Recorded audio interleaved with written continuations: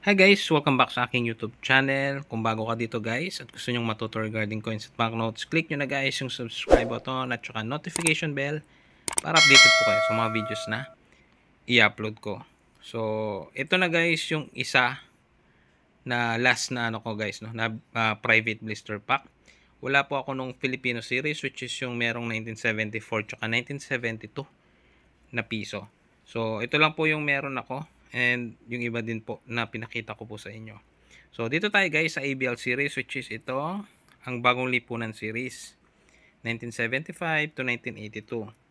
So, ayan po yung kanilang denomination. Meron pong 5 piso, piso, 5 cents, 5 cents, 1 cent, 25, tsaka 10. So, sa 5 piso po guys, ang pinaka-common na year is 1975.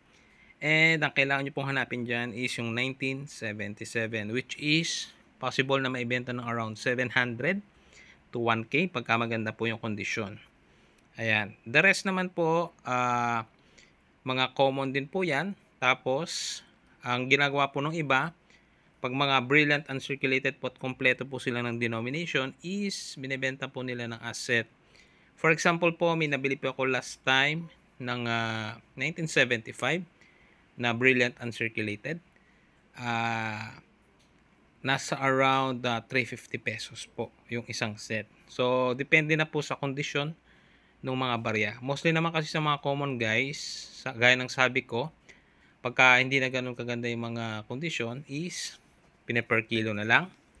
At the same time, yung iba naman po is kung magaganda pa, inaano po nila, binibenta po nila ng maramihan. And last po, yung mga ganito is ginagawan po nila ng blister pack, no? Para maibenta po ng mas mataas. Normally naman, pagka mga blister pack po kasi, mostly guys medyo magaganda yung mga coins po na nilalagay nila. Para at least syempre, pwede po nilang medyo taasan kung mga brilliant uncirculated po yung mga ilalagay po nila dito. Ayan. So, si Marcos po yung nandito, si Marcos Senior, and then ayan po yung ibang mga bayani natin. So, ang mga ganitong blister pack guys, alam ko sa pagkakatanda ko, itong mga ganito guys, nabili ko sila ng around 200 to 250 each. Pero nitong mga nakaraan, may mga mas murang magbenta ng around 120 to 150 po. So, good ito guys para sa mga nagsisimulang mag-collect ng coins. Ayan. And, yan, para sa kung gusto nyo mag-upgrade, pwede, tapos mag-upgrade kayo sa mga silver coins and gold coins. Ito, kung beginner po kayo, pwede po itong mga ganitong coins. Kung budgeted lang po kayo and nag-start po kayong mag-collect. So, yun lang guys para sa video na ito. And pahabol ko na lang guys kung mga purpose pala nitong mga ganito. Depende po sa year, no. So, 1977 is yung medyo mahal.